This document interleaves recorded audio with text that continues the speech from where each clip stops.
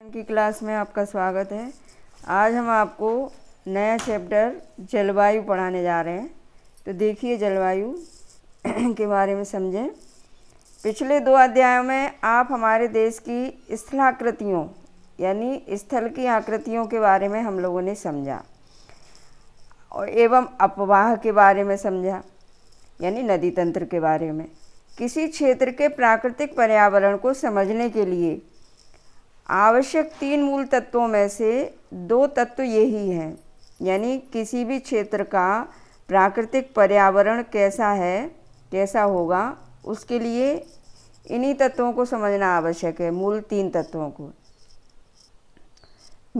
तत्वों को। इस अध्याय में आप तीसरे तत्व अर्थात हमारे देश की वायुमंडलीय अवस्था के बारे में पढ़ेंगे। हम दिसंबर में ऊनी वस्त्र क्यों पहनते हैं, अथवा मई का महीना गर्म एवं असुविधाजनक क्यों होता है, या जून एवं जुलाई में वर्षा क्यों होती है। कहने का मतलब ये है कि गर्मी, सर्दी और वर्षा, ये जो मौसम दिखाई देता है, ये क्यों होता है। इन सभी प्रश्नों के उत्तर आप भारत की जलवायु का अध्ययन करके जान सकते हैं। एक विशाल क्षेत्र में लंबे समयावधि यानी एक विशाल क्षेत्र में लंबे समय में यानी 3 वर्ष से अधिक में मौसम की अवस्थाएं तथा विविधताओं का कुल योग ही जलवायु है। यानी 30 वर्ष से अधिक समय तक एक जैसी मौसमी अवस्थाएं रहें और विविधताएं रहें, तो वही मतलब जलवायु कहलाती हैं। एक विशाल क्षेत्र में लंबे समय तक यानी 30 वर्ष से भी अधिक समय तक मौसम की अवस्थाओं और विविधताओं का योग, यानी एक जैसी मौसम की अवस्थाएं रहें, एक जैसी विविधताएं रहें, तो वो जलवायु कहलाती हैं। मौसम एक विशेष समय में एक क्षेत्र के वायुमंडल की अवस्था को बताता है।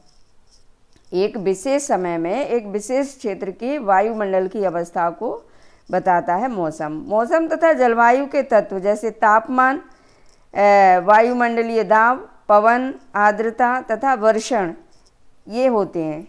वर्षण, आपने अवश्य ध्यान दिया होगा कि मौसम की अवस्था प्रायः एक दिन में ही कई बार बदलती है, लेकिन फिर भी कुछ सप्ताह, महीनों तक वायुमंडलीय अवस्था लगभग एक समान ही बनी रहती है। जैसे दिन गर्म या ठंडे, हवादार या शांत।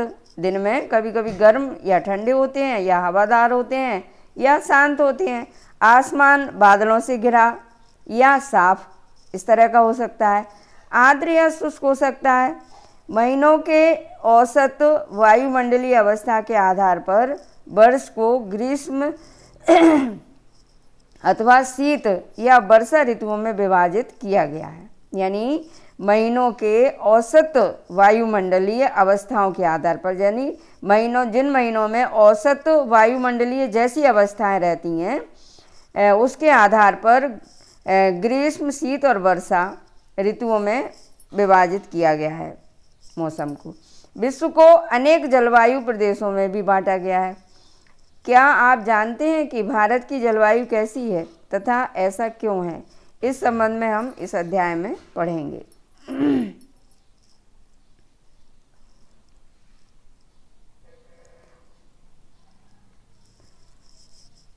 मानसून शब्द की व्युत्पत्ति, मानसून शब्द का अर्थ समझें।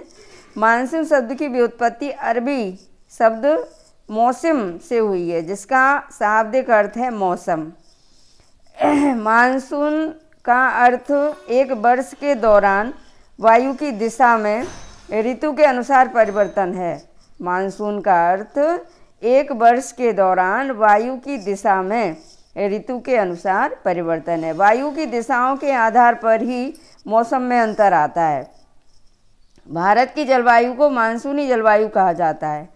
एशिया में इस प्रकार की जलवायु मुख्यतः दक्षिण तथा दक्षिण पूर्व में पाई जाती है। यानी हमारे यहाँ की जलवायु को मानसूनी जलवायु कहा जाता है, और इस एशिया में हमारे यहाँ जैसी जलवायु यानी इस प्रकार की जलवायु मुख्यतः दक्षिण तथा दक्षिण पूर्व में पाई जाती है। सामान्य प्रतिरूप में लगभग एक रूपता होते हुए भी देश की जलवायु अवस्था में स्पष्ट प्रादेशिक भिन्नताएं भी हैं। यानी सामान्य रूप से तो मानसूनी जलवायु है पूरे भारत में, लेकिन इसके बाद भी जलवायु की अवस्थाएं अलग अलग प्रदेशों में भिन्न भिन्न हैं। आइए हम दो महत्वपूर्ण तत्व तापमान एवं वर्षण को लेकर के देखें कि एक स्थान से दूसरे स्थान पर तथा एक मौसम से दूसरे मौसम में इनमें किस प्रकार की भिन्नता है। गर्मियों में राजस्थान के मरुस्थल में कुछ स्थानों का तापमान लगभग 50 अंश से 50 सेंटीग्रेड तक पहुंच जाता है, जबकि जम्मू कश्मीर के पहलगांव में तापमान लगभग 20 अंश सेंटीग्रेड रहता है। सर्दी की रात में जम्मू कश्मीर में द्रास का तापमान -45 अंश सेंटीग्रेड तक -45 अंश सेंटीग्रेड तक हो सकता है, जबकि तिरुवनंतपुरम में यह 22 अंश सेंटीग्रेड हो सकता है। कुछ क्षेत्रों में रात एवं दिन के तापमान में बहुत अधिक अंतर होता है। थार के मरुस्थल में दिन का तापमान 50 अंश सेंटीग्रेड तक हो सकता है, जबकि उसी रात यह नीचे गिरकर 15 अंश सेंटीग्रेड तक पहुंच सकता है। दूसरी ओर केरल या अंडमान एवं निकोबार में दिन तथा रात का तापमान लगभग समान रहता है। यानी केरल या अंडमान निकोबार में दिन और रात का तापमान लगभग समान रहता है। अब वर्षण की ओर ध्यान दें। वर्षण के रूप तथा प्रकार में ही नहीं बल्कि इसकी मात्रा में भी, मतलब वर्षण के रूप और प्रकार में अंतर होता है और मात्रा में भी अंतर होता है, एवं ऋतु के अनुसार वितरण में भी भिन्नता होती है। यानी ऋतु के हिसाब से एक जैसा वितरण नहीं है सभी जगह। हिमालय में वर्षण अधिकतर हिम के रूप में होता है तथा देश के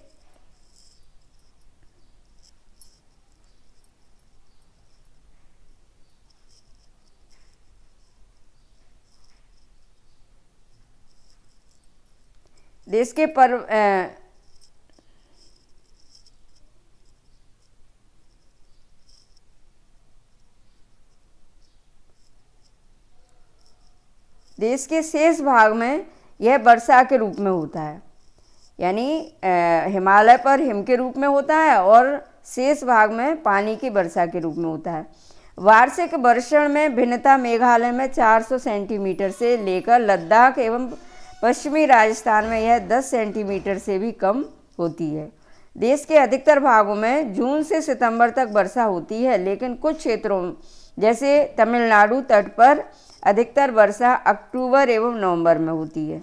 सामान्य रूप से तटीय क्षेत्रों के तापमान में अंतर कम होता है। यानी जो तटीय क्षेत्र हैं, समुद्र के किनारे वाले क्षेत्र हैं, वहाँ तापमान में अंतर कम होता है। देश के आंतरिक भागों में मौसमी या ऋतुनिष्ठ अंतर अधिक होता है। यानी जो देश के आंतरिक भाग हैं वहाँ मौसमी या ऋतुओं जैसे अंतर ज़्यादा होती है।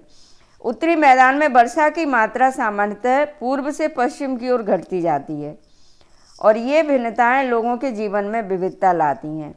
जो अनेक प्रकार की विविधताएं जैसे भोजन की, वस्त्र, घरों के प्रकार की विविधता दिखाई देती है। जैसे राजस्थान में घरों की दीवार मोटी और छत चपटी क्यों होती है। तराई क्षेत्र या गोवा एवं मैंगलोर के ढाल वाली छतें क्यों होती हैं। यानी तराई क्षेत्रों और गोवा और बेंगलोर में ढाल वाली छतें।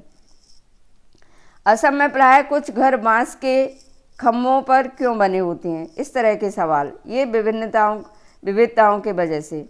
अब देखिए जलवायु नियंत्रण। किसी भी क्षेत्र की जलवायु को नियंत्रित करने वाले 6 प्रमुख कारक हैं। यानी जलवायु को नियंत्रित करने वाले अक्षांश, तुंगता यानी ऊंचाई, वायुदाब एवं पवन तंत्र, समुद्र से दूरी ये भी महत्व रखती है, महासागरीय धाराएं तथा उच्चावच लक्षण। पृथ्वी की गोलाई के कारण इसे प्राप्त सौर ऊर्जा की मात्रा, यानी गोल होने की वजह से सौर ऊर्जा एक समान सभी जगह नहीं आती पृथ्वी पर। मात्रा इस वजह से सौर ऊर्जा की मात्रा और अक्षांशों के अनुसार अलग अलग होती है सौर ऊर्जा की मात्रा पृथ्वी के ऊपर। इसके परिणाम स्वरूप तापमान विषुवत वृत्त से ध्रुवों की ओर सामान्यतः घटता जाता है। यानी विषुवत वृत्त से ध्रुवों की तरफ जाएंगे तो तापमान कम होता जाएगा। जब कोई व्यक्ति पृथ्वी की सतह से ऊंचाई की ओर जाता है तो वायु मंडल की सघनता कम हो जाती है। यानी पृथ्वी से ऊपर की ओर जाएंगे, वायुमंडल की ओर, पृथ्वी की सतह से ऊपर की ओर जाएंगे तो वायुमंडल की सघनता यानी वायुओं का जो भंडार है वो कम होता जाता है तथा तापमान घट जाता है। इसलिए पहाड़ियाँ गर्मी के मौसम में भी ठंडी होती हैं। किसी भी क्षेत्र का वायु दाब या पवन तंत्र उस स्थान के अक्षांश तथा ऊंचाई पर निर्भर करता है। इस प्रकार यह तापमान एवं वर्षा के वितरण को प्रभावित करता है। समुद्र का जलवायु पर समकारी प्रभाव पड़ता है। जैसे जैसे समुद्र से दूरी बढ़ती है यह प्रभाव कम होता जाता है।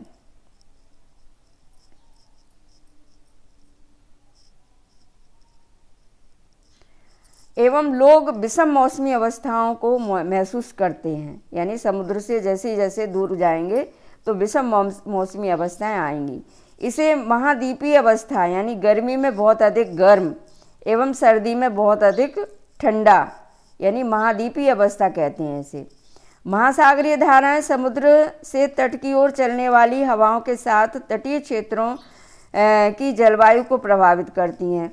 उदाहरण के लिए कोई भी तटीय क्षेत्र जहां गर्म या ठंडी जलधाराएं बहती हैं और वायु की दिशा समुद्र से तट की ओर हो वह तट गर्म या ठंडा हो जाएगा।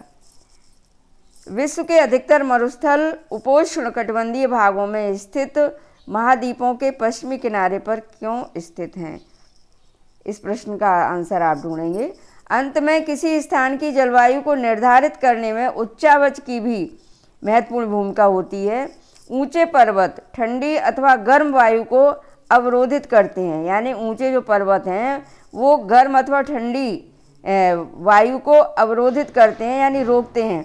यदि उनकी ऊंचाई इतनी हो कि वे वर्षा लाने वाली वायु के रास्तों को रोकने में सक्षम होते हैं तो ये उस क्षेत्र में वर्षा का कारण भी बन जाते हैं। यानी वर्षा लाने वाली वायु को वो रोक लेते हैं तो वहाँ वर्षा होने लगती है। पर्वतों के पवन विमुख ढाल अपेक्षाकृत सूखे रहते हैं। अब देखिए भारत की जलवायु को प्रभावित करने वाले कारक। सबसे पहला कारक है अक्षांश। कर्क वृत्त देश के मध्य भाग पश्चिम में कच्छ के रण से लेकर के पूर्व में मिजोरम से होकर गुजरती है। देश का लगभग आधा भाग कर्क वृत्त के दक्षिण में स्थित है जो उष्णकटिबंधीय क्षेत्र है। कर्क वृत्त के उत्तर में स्थित शेष भाग उपोष्णकटिबंधीय है।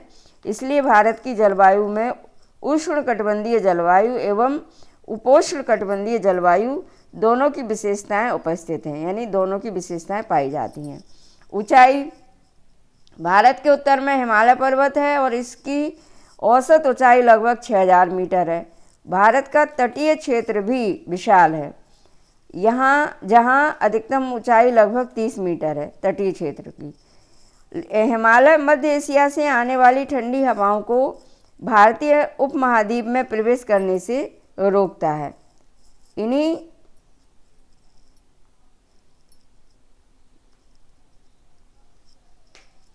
पर्वतों के कारण इस क्षेत्र में मध्य एशिया की तुलना में कम ठंड पड़ती है। बच्चों वायु दाब या पवन ये टॉपिक कल समझाएंगे। आज की क्लास यहीं समाप्त होती है। धन्यवाद।